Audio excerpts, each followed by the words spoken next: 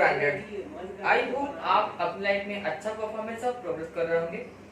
और आज की वीडियो में आपके लिए काफी इंपॉर्टेंट होने वाली है, क्योंकि आज हम बात करने वाले पॉलिटेक्निक एग्जाम की प्रिपरेशन के लिए हम चैप्टर लेकर आए थ्योरी ऑफ इक्वेशन, यानी कि समीकरणों का सिद्धांत, थ्योरी ऑफ इक्वेशंस। अब बात करेंगे थ्योरी ऑफ इक्वेशंस की, तो इसमें क्या है?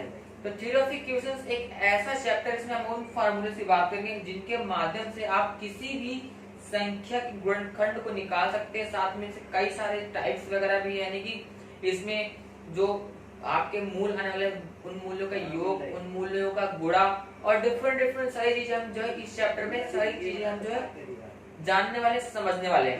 चलिए देख लेते हैं कि इसमें क्या क्या चीजें रहेंगी। और ये चैप्टर काफी ज्यादा इंपॉर्टेंट है पॉलिटेक्निक एग्जाम के लिए, चाहे कोई भी पॉलिटेक्निक का एग्जाम हो, चाहे यूपी पॉलिटेक्निक हो, चाहे बिहार पॉलिटेक्निक, चाहे दिल्ली पॉलिटेक्निक, हर पॉलिटेक्निक के लिए बहुत ज्यादा इंपॉर्टेंट होने वाला है। तो यहाँ पर जो एक्चुअल में स्टैंडर्ड की बात करें तो एक समीकरण का यहाँ पे एक स्टैंडर्ड है, समीकरण का स्टैंडर्ड है, बता रहा हूँ क्या है वो समीकरण। आपको क्या है? ax² plus bx plus c, यानी कि अगर आपके पास कोई भी इक्वेशन दी है जिसमें कि आपको डिफरेंट चीज निकालने को बोल सकता है कि बताइए मूलों का योगफल बताओ, मूलों का गुणनफल बताओ या मूल बताओ, तो आपको सबसे पहले उसे इस जो मानक इक्वेशन, उस मानक इक्वेशन में उसको जो बदलना पड़ेगा, उस मानक इक्वेशन के अकॉर्डिंग उसको करना पड़ेगा, पहली चीज।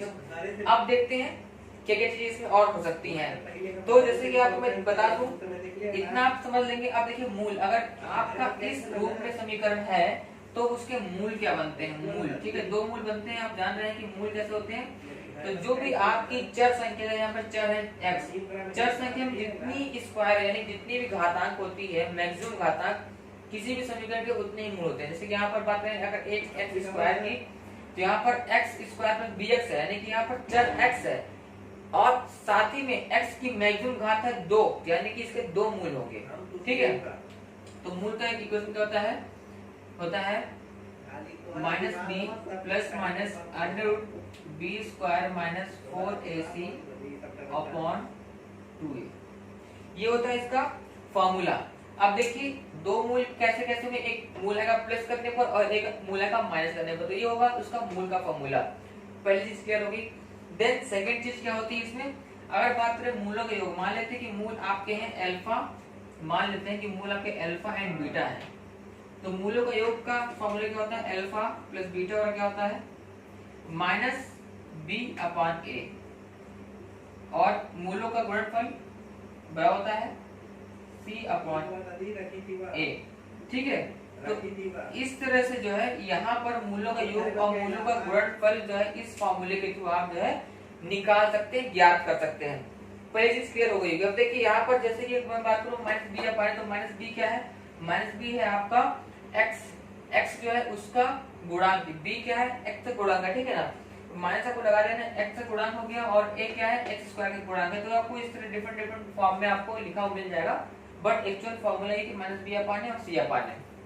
अब देखते हैं कुछ और चीजों की बात कर लेते हैं, फिर हम जो है इसे क्वेश्चन जो है वो सॉल्व करवाना शुरू करते हैं। ठीक, इतना आपको क्लियर हो गया होगा।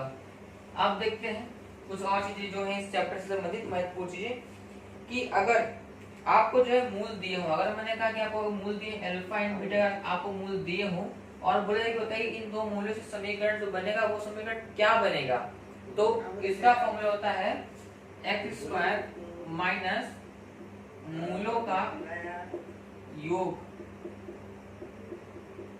इनटू x प्लस होता है मूलों का गुणनफल। तो ये होता है इसका फॉर्मूला, x² माइनस मूलों का योगफल इनटू x प्लस मूलों का गुणनफल। अगर आपको दो मूल दिए हो बराबर तो 0 हो जाएगा, ठीक है, वो तो है। तो अगर आपको मूल दिए हैं, दो मूल दिए हो, तो आप इस समीकरण यानी जो ये फॉर्मूला, इस फॉर्मूले में मूलों का योगफल याद रखना है, मूलों का गुणनफल रखना है, और इस तरह से आपको जो है एक यहाँ पर उसका समीकरण जो है प्राप्त हो जाएगा। अब देखिए इसमें अभी आपको मैं बता रहा हूँ बहुत सारे फॉर्मूले भी आपको मैं दिखाऊंगा, मतलब तथ्य आपको दिख रहे होंगे, स्क्रीन पर दिखेंगे वो, यहाँ पर आपको बहुत सारे तथ्य दिख रहे होंगे, ठीक है अभी समय। तो ये सारे जो है तथ्य बहुत इंपॉर्टेंट है। और जब आप इसको यानी कि 20 का -4 इसकी क्या वैल्यू होने पर क्या क्या इसको मतलब होता है, उसको आप वीडियो को पॉज कर लीजिए, स्क्रीनशॉट लीजिए, इसको अच्छे से पढ़ लीजिए, रट लीजिए, याद कर लीजिए। वो सारी चीजें जो है डिफरेंट चीजें आज जो है आपके शर्तों के रूप में कई सारे जो है क्वेश्चंस रहते हैं जहां पर वो चीजें काम आती हैं, वो चीजें आपको करनी पड़ती है। ठीक है, तो आपको यहाँ पर दिख रहा है, उसको आप जो है स्क्रीनशॉट ले लें और उसको जो है नोट करके याद कर लें अच्छी तरह से। और जो कुछ चीजें मैं आपको थोड़ा और क्लियर कर देता हूँ, जैसे कि यहाँ पर लिखा है अगर किसी कंडीशन में मतलब आपको जो इसका मूल है यानी कि मूल आपका मेन जो इसका फॉर्मूला स्टैंडर्ड है वो आपका क्या है, a x square plus b x plus c है। तो सबसे पहले आपको कुछ भी करना होगा तो आपको इस स्टैंडर्ड फॉर्मूले से उसकी कंपेयर कर करके a b और c की वैल्यू निकाल लेनी पड़ेगी। a b c का पहले वैल्यू निकाल लेंगे, उसके बाद जो भी फॉर्मूले बताए उसमें आप पुट करके इसका मतलब निकाल सकते हैं। तो अगर बोला जाए, अगर कह दे कोई कि बताओ भाई ये आपको कोई भी समीकरण दिया हो, बोले कि इसके मूल जो है एक दूसरे के व्युत्क्रम यानी कि कोई भी समीकरण है, मान लो कि ये समीकरण है और कहने के मूल जो है एक दूसरे के व्युत्क्रम है, ठीक है, व्युत्क्रम है। अगर मूल व्युत्क्रम होते हैं, व्युत्क्रम का मतलब क्या है कि अगर कोई x का व्युत्क्रम क्या होता है 1/x होता है, ठीक है, तो ये व्युत्क्रम होता है, x का व्युत्क्रम 1/x होता है। अगर बोल दूं कि मैं इसके मूल व्युत्क्रम है तो उस कंडीशन में एक बनता है फॉर्मूला क्या है, a = c। अगर मूल व्युत्क्रम होते हैं तो a बराबर c हो जाता है। ये को याद कर लीजिए, ये बहुत इंपॉर्टेंट है। अगर मूल व्युत्क्रम रहेंगे तो a बराबर c हो जाएगा, ठीक। और दूसरी चीज क्या रहेगा, अदित्य घात समीकरण में अचर पद शून्य हो जाए, ठीक है। दूसरी चीज क्या है इंपॉर्टेंट है कि अगर अचर पद शून्य हो जाए, यानी कि अचर पद कौन सा शून्य है, अचर पद तुम्हारा है c, ठीक है। अगर ये अचर पद शून्य हो जाएगा तो फिर इस समीकरण के दो मूल निकलेंगे, उन दो में से कोई एक मूल शून्य होगा। दो मूल निकलेंगे उनमें से एक मूल शून्य होगा। अगर मैं कहूं कि अचर शून्य है, अचर यहाँ पर आपको अगर कहे कि भाई अचर शून्य है आपका, ठीक है, अचर अगर शून्य हो जाता है तो उस कंडीशन में एक मूल, एक कोई भी मूल होगा, पहला दूसरा कोई भी मूल होगा। मूल मतलब उसकी वैल्यू, जैसे कि मूल आपके अल्फा बीटा दो मूल निकल रहे थे, मूल मतलब क्या आपका जो है आपका वैल्यू, जो इसको सॉल्व करने पर जो इसकी आ रही मान आ रही वो, तो एक मूल कोई भी एक मूल जो है शून्य के बराबर होता है। अब देखिए अगर c बराबर 0 कर दूं तो क्या होगा, आपका जो योगफल बनेगा यानी कि अल्फा प्लस बीटा बराबर होता है -b/a, ठीक है। लेकिन जब अगर अल्फा इंटू बीटा करेंगे तो होता है c/a, तो अल्फा इंटू बीटा बराबर भी 0 हो जाएगा। तो ये चीज भी एक फॉर्मूला निकल के आता है यहाँ से। अगर अचर शून्य कर दिया जाए यानी कि c बराबर 0 कर दिया जाए तो अल्फा प्लस बीटा बराबर -b/a तो होगा, लेकिन अल्फा इंटू बीटा बराबर 0 हो जाएगा। आप ऐसे तो समझ सकते हैं कि बीटा मान लो या अल्फा कोई भी 0 है तो अल्टीमेट 0 हो जाएगा, बट यहाँ पर 0 रहेगा तो उसकी वैल्यू निकल आएगी। अब यहाँ पर क्या होगा कि मान लो कि बीटा 0 अगर है तो अल्फा बराबर हो जाएगा -b/a हो जाएगा, और अगर यहाँ पर अल्फा 0 है तो बीटा बराबर हो जाएगा -b/a हो जाएगा। तो इस तरह से कर सकते हैं, ठीक है। ये चीज क्लियर हो गया होगा। अब हम जो है इसको आगे हम प्रश्न वाले सॉल्व करने वाले हैं, ठीक है ना। तो चलिए देखते हैं कौन कौन से इसमें इंपॉर्टेंट सवाल है जो कि आपके एग्जाम के दृष्टिकोण से इंपॉर्टेंट है। तो हम जो है इसको शुरुआत करेंगे इजी से लेकर के और भी जो डिफरेंट स्टैंडर्ड में हम लेके जाएंगे आपको, ताकि आप इसको और इजीली समझ करके सॉल्व कर सके। तो चलिए देखते हैं पहला सवाल क्या कह रहा है। इसमें कह रहा है कि 2x² - 11x प्लस 5 बराबर 0 कह रहा है कि इसके मूलों का योगफल क्या होगा। तो जैसे मैंने बताया कि इसको पहले आप ax² plus bx plus c = 0 से पहले आप कंपेयर कर लें और मूलों का योग करें कि अल्फा प्लस बीटा बराबर होता है -b/a, तो आपको बस ये फॉर्मूला अप्लाई कर देना होगा। लेकिन पहले b की वैल्यू क्या आएगी तो देखिए जरा b यहाँ पर प्लस में रहता है प्लस bx से, ठीक है। तो b बराबर हो जाएगा यहाँ पर -11 हो जाएगा, ठीक है। और a यहाँ पर देख लो a किसका गुणांक है, a है x स्क्वायर का, तो a x स्क्वायर का गुणांक यानी कि यहाँ पर a बराबर हो गया 2, तो अल्फा प्लस बीटा बराबर क्या होगा -b/a, तो b है माइनस ऊपर यहाँ लगता है और b की वैल्यू -11 है और अपॉन a में है 2, इसकी वैल्यू आगे क्या 11/2, बस ये होगा इसका आंसर, ठीक है। बहुत इजी है, बस आपको उसके स्टैंडर्ड फॉर्मेट में ले जाकर के a b c की वैल्यू निकालनी, इसके बाद आप इसको सॉल्व करके कर सकते हैं। बहुत ही इजी है, कोई इसमें दिक्कत वाली बात है नहीं, ठीक है। ये आपको क्लियर हो गया होगा। अब देखते हैं आगे अगला हम चरण देखते हैं, अगले क्वेश्चन को देखते हैं, ठीक है ना। अगला क्वेश्चन जो आपका आ रहा है यहाँ पर, मैं आपको दिखा रहा हूँ, मैं आपको कुछ क्वेश्चन करवाऊंगा जो कि इम्पोर्टेंट है और जो है आपको बेसिक से लेकर के थोड़ा सा हम क्रैश कोर्स करवाएं, जिसमें कि हम बेसिक और साथ में ही जो आपके कुछ आपके डाउट्स है वो भी क्लियर हो सके और बेसिक भी आप जान जाए, ताकि जब आप एग्जाम देने बैठेंगे तो आपको कोई वहां पर ज्यादा खास दिक्कत नहीं होगी और आप इजीली सवाल को कर सकेंगे। ठीक है, अब चलते हैं यहाँ पर अगला क्वेश्चन है जो कि है तीसरा नंबर देखते हैं, ठीक है ना। इसमें क्या बोला गया है इस क्वेश्चन नंबर में, समीकरण जिसके मूल 5 व 3 है वो समीकरण क्या होगा। मूल यहाँ पर दिए हैं, यानी कि अल्फा मान लो कि 5 है और बीटा वाला मान लो कि 3 है। अगर आपको मूल दिए हो तो समीकरण क्या होगा, आपको फॉर्मूला में बताया था, होता है एक्स स्क्वायर माइनस मूलों का योग गुणे होता है एक्स प्लस होता है मूलों का गुणनफल। तो क्या होगा, ये एक्स स्क्वायर हो गया माइनस 5 और 3 8 हो गया और इंटू एक्स है प्लस गुणा कर दो 5 में 3 5 1 15। तो ये बन गया इसका आंसर। बहुत ही सिंपल है, फॉर्मूले पे बस रखना है और इसका आंसर आ गया, ठीक है ना। अगर किसी को कैंडिडेट कोई दिक्कत है या कोई भी परेशानी है तो बिल्कुल कमेंट करके अपनी दिक्कत पूछ लेंगे, ताकि जो है हम उनकी दिक्कत को सॉल्व कर सके, रेक्टिफाई कर सके, ठीक है।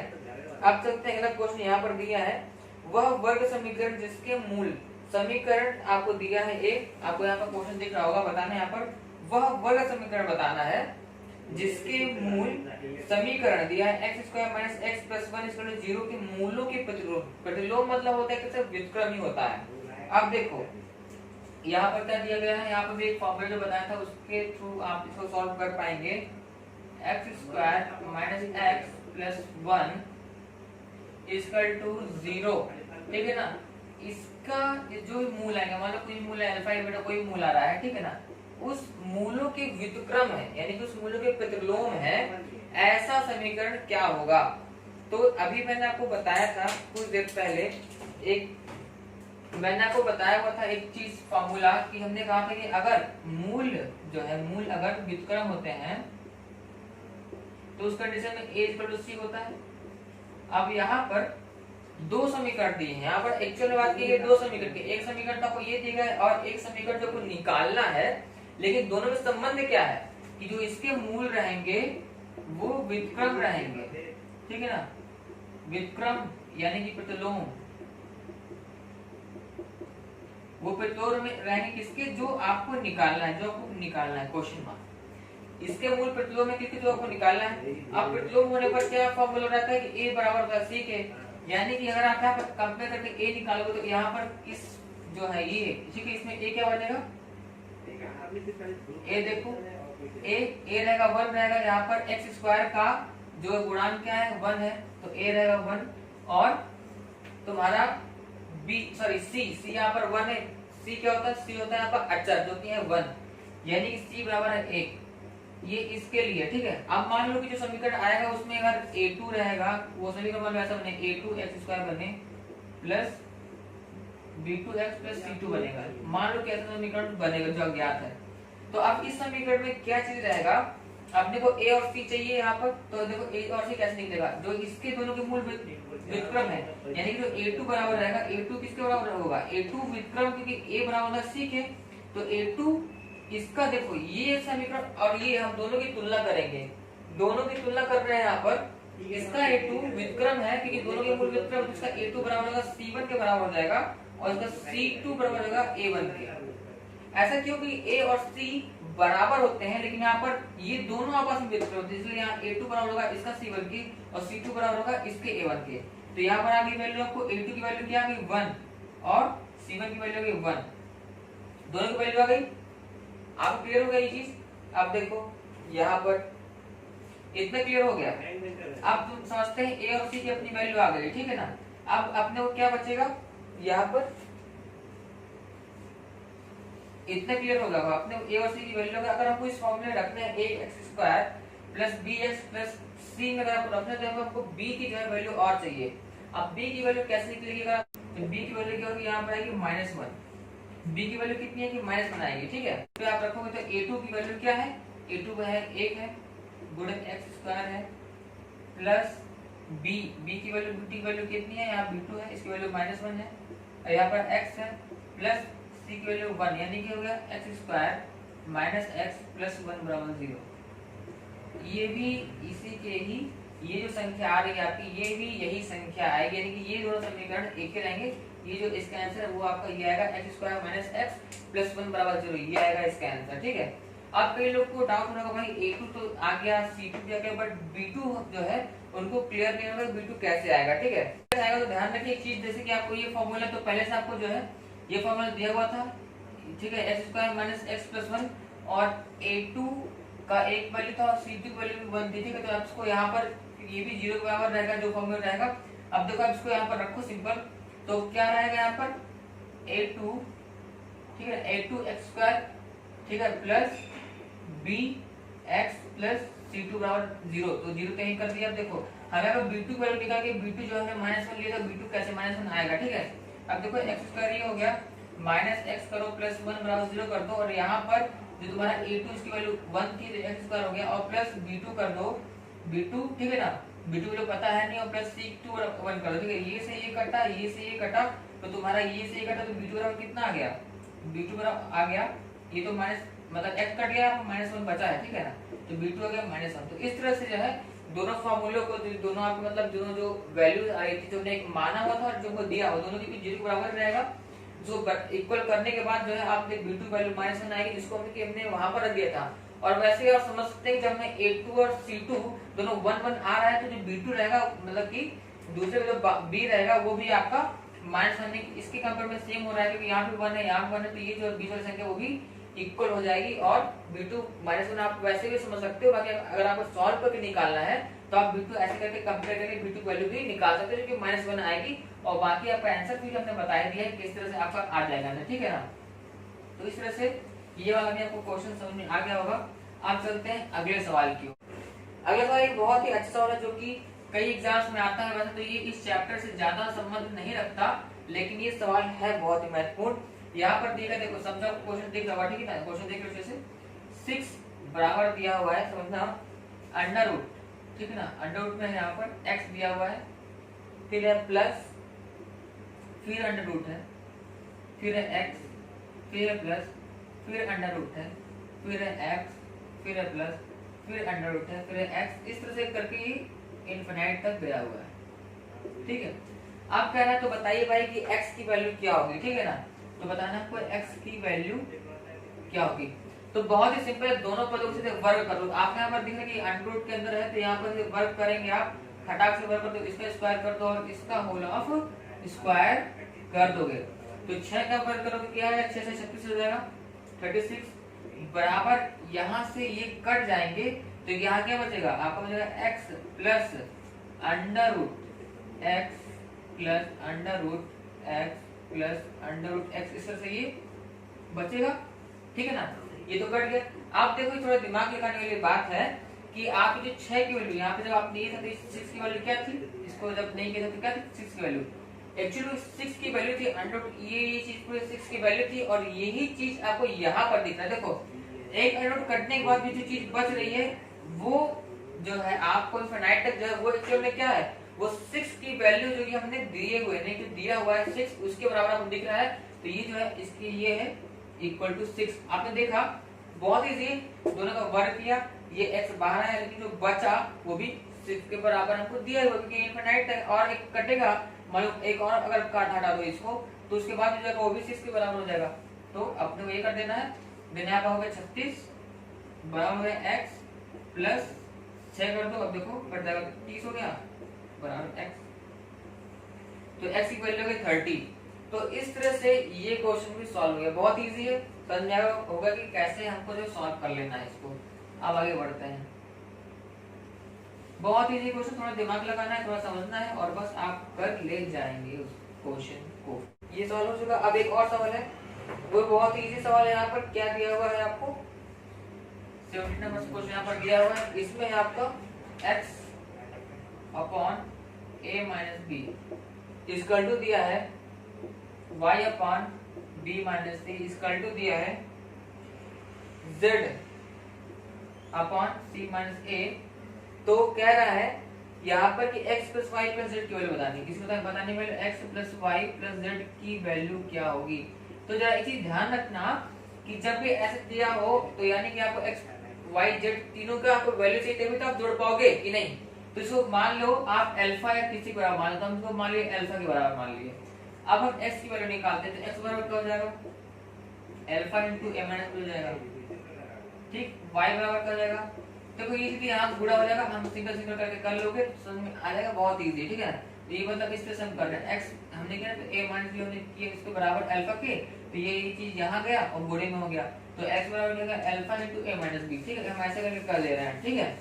बराबर y किसके बराबर हो जाएगा, y जगह alpha into b minus c बराबर हो गया, और वहीं आपका z बराबर हो गया alpha into c minus a के बराबर हो गया। अब देखो x y और z तीनों की वैल्यू आ गई, दोनों अब तीनों को जोड़ दोगे क्या हो जाएगा, अल्फा कॉमन आ जाएगा, ठीक है ना, अल्फा कॉमन आ जाएगा। यहाँ पर तीनों देखो ये भी अल्फा यहाँ पर भी दिया है, ये भी अल्फा यहाँ पर, ये भी अल्फा है, तो तीनों से अल्फा कॉमन आ जाएगा, तो बचेगा क्या, a माइनस b बचेगा प्लस b माइनस c बचेगा प्लस c माइनस a बचेगा, ठीक है। तो a से a कटेगा, c से c कटेगा, b से b कटेगा, तो इसका अल्फा इंटू 0 बराबर 0, तो यानी कि x plus y plus z की वैल्यू क्या है, 0 है। बहुत इजी है, कंफ्यूजन नहीं होना है, बहुत ही इससे सवाल बहुत आते हैं और बहुत ही इजी रहते हैं। सिंपल इसको अल्फा मानो, एक्स वाई जेड की वैल्यू निकालो, सबको जोड़ दो और ये आ जाएगा तुम्हारा आंसर। तो इस तरह से क्वेश्चन को ध्यान रखना है, इस तरह से क्वेश्चन छूटने नहीं चाहिए, चाहे आप किसी पॉलिटेक्निक का एग्जाम की तैयारी कर रहे होंगे, ठीक है। ये सब जो क्वेश्चन बता रहा हूँ थोड़ा सा इस चैप्टर में दिया हुआ है, बट इस चैप्टर से थोड़ा सा रिलेट नहीं करते, लेकिन एग्जाम्स कोई भी एग्जाम है, कॉम्पिटिटिव एग्जाम, हर एग्जाम के ऐसे क्वेश्चन बहुत ज्यादा इंपॉर्टेंट रहते हैं। देखिए इस क्वेश्चन में क्या कह रहे हैं, आपको दिखा देता हूँ, आपको दिख रहा होगा क्वेश्चन, 2 अंकों की एक संख्या आपको दी गई है जिसका योग है 9, 2 अंकों की एक संख्या जिसका योग 9 है, अंकों को बदल देने से बनी नई संख्या से 27 अधिक है। अब देखो थोड़ा सा इसकी लैंग्वेज थोड़ा सा समझने वाली है। पहले तो समझ लेते हैं कि 2 अंकों से बड़ी संख्या को कैसे लिखते हैं। मान लो कि 2 अंक है आपके x है और y, ये 2 अंक है, ठीक है। इसमें से एक अंक होगा इकाई का, एक अंक होगा दहाई का, तो मान लो कि ये है आपका इकाई है और ये है दहाई है, ठीक है।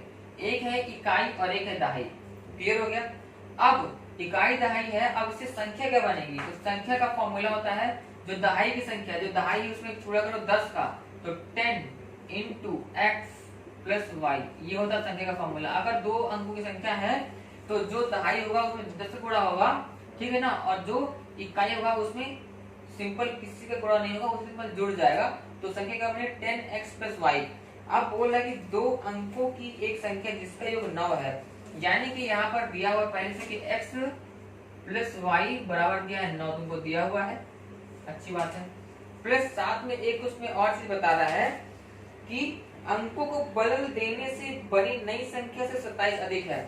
तो जो एक्चुअल जो ये संख्या है, मूल संख्या, वो क्या है, वो 27 अधिक है। कब, जब अंकों को बदल देते हैं। अंकों को बदलने का मतलब यहाँ पर ये है कि 10y हो जाएगा और प्लस x। यहाँ देखा आपने कि हमने जो इकाई था उसको दहाई की संख्या में लिया और जो दहाई था उसको इकाई में लिया, तो इस तरह से तो ये बन रहा है, एक फॉर्मूला बन गया। यहाँ पर क्या दिया है, 10x प्लस वाई हो गया 27 प्लस 10y प्लस x। ध्यान रखना जो क्वेश्चन आपको दिख रहा था पहले, उस क्वेश्चन को से पढ़ लेना। यहाँ पर जो उसका लैंग्वेज दिया है कि जो संख्या है अंकों को बदल देने से बनी नई संख्या से 27 अधिक, तो मेन जो पहली संख्या दी थी वही संख्या 27 अधिक है। ये नहीं कि जो संख्या आ रही बात में वो 27 अधिक, ऐसा नहीं है। जो मूल संख्या है वो बराबर है 27 अधिक है अंकों को बदलने से प्राप्त संख्या के। तो इस जो है लैंग्वेज जो याद रखना कि कैसे क्या लैंग्वेज बोल रहा है, उसके अकॉर्डिंग सॉल्व करना पड़ेगा, ठीक है। तो यहाँ पर हो गया 27 बराबर हो गया तुम्हारा। अब देखो 27 बराबर हम करें तो ये जो प्लस में था इसको यहाँ कर दो तो माइनस में चला जाएगा, ठीक है। तो 10x प्लस वाई माइनस, ये सब माइनस होगा, ठीक है। तो 10y माइनस x, ठीक है ना। ये कैसे हो रहा है, ये ऐसे हुआ, ठीक है। देखो 10x प्लस वाई बराबर था 27 प्लस 10y प्लस x के, तो 27 जो है उसको एक साथ रखा और इसको जो हम यहाँ पर लेके आए तो माइनस वाई माइनस एक्स हो गया। तो 27 बराबर क्या होगा, देखो यहाँ से ये है प्लस ये माइनस तो हो गया 9x, ये घट जाएगा तो माइनस हो गया 9y। तो यहाँ पर जो है क्या वैल्यू आ गई, 9 से काटोगे कॉमन आएगा 9, 9 3 27 होते हैं। यहाँ पर आ गया x माइनस वाई बराबर हो गया 3, और जो x प्लस वाई दिया है 9 दिया है, ठीक है। तो x प्लस वाई और ये हो गया 9, दोनों को जोड़ने पर तो 9 3 हो जाएगा 12, ठीक है ना। और 12 बराबर क्या हो गया तुम्हारा, ये कट जाएगा और यहाँ 2x हो गया, तो x 2 छक्के 12, तो x की वैल्यू आ गई 6। x की वैल्यू कितनी आ गई 6 आ गई, ठीक है ना। x आ गई 6 आ गया, तो y की वैल्यू कितनी हो जाएगी, y निकाल, तो y बराबर हो जाएगा 9 माइनस 6, तो y हो गया 3, y है 3 और x है 6 और संख्या तुम्हारी थी 10, x plus Y 10 into x की वैल्यू कितनी 6 है प्लस y है 3, तो हो गया 63। That is your answer. तो आपने देखा कितना इजी है, बस लैंग्वेज समझना है, इसको सॉल्व करना है ऐसे, देन आपको सॉल्व दो एक समीकरण ये आपको पहले से दिया हुआ दोनों का योग, और देन यहाँ से कुछ वैल्यू है कि दोनों को सॉल्व करके x और y की वैल्यू निकालो और देन संख्या प्राप्त कर लो। इस तरह से बहुत इजी क्वेश्चन रहते हैं, बस थोड़ा सा दिमाग लगाना पड़ेगा स्टार्टिंग में कि आपको किस तरह से सॉल्व करना है, उसके बाद आप बहुत ही इजीली इसको कर पाएंगे, आराम से सॉल्व कर पाएंगे, ठीक है। और आज का लास्ट सवाल भी यही होने वाला है। यहाँ पर आपको दिया है क्वेश्चन में m के किस मान के लिए समीकरण दिया हुआ है x square minus 2x into में आपका 1 plus 3m plus 7 3 plus 2m बराबर 0 के मूल बराबर होंगे। तो बताना है कि m की वैल्यू क्या होगी, m बराबर क्या होगा यदि इसके मूल बराबर होंगे। मूल बराबर होने पर एक जो है, एक इसका तर्क होता है, तर्क मतलब एक शर्त होती है, अगर मूल बराबर है तो उस कंडीशन में क्या रहता है।